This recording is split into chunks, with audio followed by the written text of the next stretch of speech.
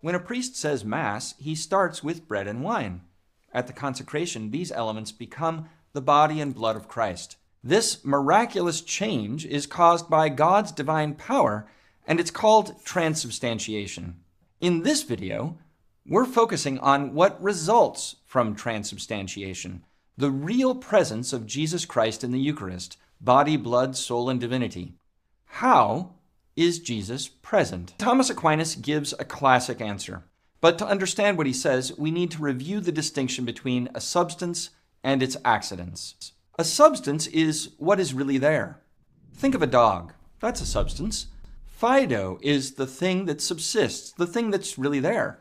But many things could be said of Fido. He's white and hairy and skinny. These are properties or characteristics of Fido, what Thomas Aquinas calls accidents. They can change over time. A hairy Fido can get a haircut. A skinny Fido can become fat. But the substance of Fido stays the same. Accidents are the kinds of things that inhere in a subject or a substance. Whenever we encounter a thing, our senses encounter its appearances, its accidents.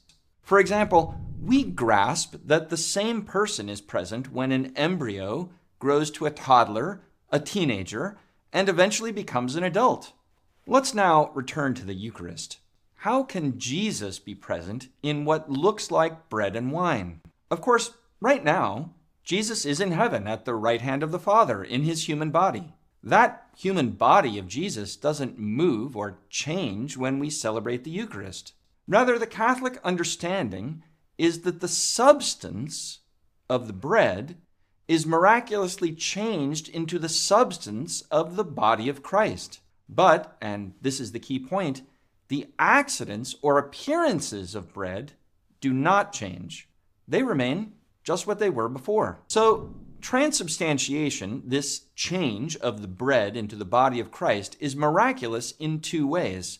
First, that bread would become the body of Christ. And second, that the accidents or appearances of the bread, its properties, would continue to exist. That's because the substance of bread is not there anymore. It has been changed, entirely changed, into the substance of Christ's body.